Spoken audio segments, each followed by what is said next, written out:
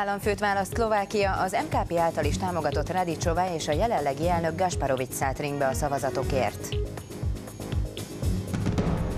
RMDSZ igen a közös EP listára. Markó Béla elnök szerint a cél legalább 3 EP képviselői mandátum megszerzése.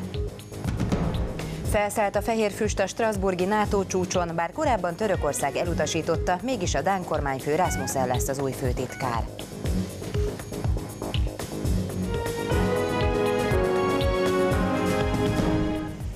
Jó estét kívánok, a Duna Televízió híradóját látják. Szlovákiában ma tartják az államfőválasztás második fordulóját. 2 héttel ezelőtt az első fordulóban Ivan Gašparovič és Iveta Radičová kapta a legtöbb szavazatot. A győzelemhez ezúttal a leadott voksok egyszerű többségének megszerzése szükséges.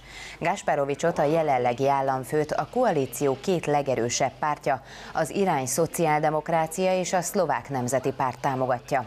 Radičová a parlamenti ellenzék közös elnökjelöltje, így élvezi a Magyar Koalíció pártjának támogatását is. Adásunkig semmilyen incidens nem zavarta meg a voksolást. A párkányhoz közeli Helenbán mindössze 700-an élnek, de már a kora délutáni órákig annyian mentek el szavazni, mint az első fordulóban egész nap. 1:30 már voltak annyian szavazni, mint 2 hete ilyenkor.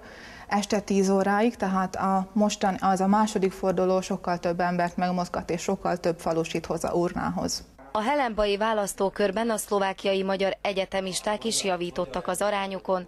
A diákhálózat itt tartotta ugyanis közgyűlését, és abban állapodtak meg, mindenki kiváltja választási igazolványát, és nem lakóhelyén, hanem a közgyűlés helyszínén szavaz. Ezzel a cselekedettel is demonstrálni szerettük volna azt, hogy közös fellépéssel el tudunk érni bizonyos dolgokat. Mi magyar diákok igenis összetartunk, ugyanolyan módon gondolkozunk, ugyanazok a prioritásaink, és ezt együtt meg is tudjuk mutatni egy ilyen volumenű akcióval.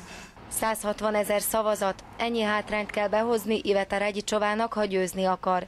Elemzők szerint szoros eredmény várható, és minden egyes szavazat számít. A szlovák köztársasági elnökválasztás második fordulója adásunk idején is tart.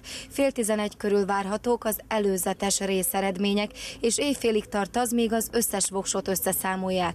Kis Réka tudósította a Duna Televízió híradóját Szlovákiából. 1 év alatt 8%-kal növelte népszerűségét az RMDSZ.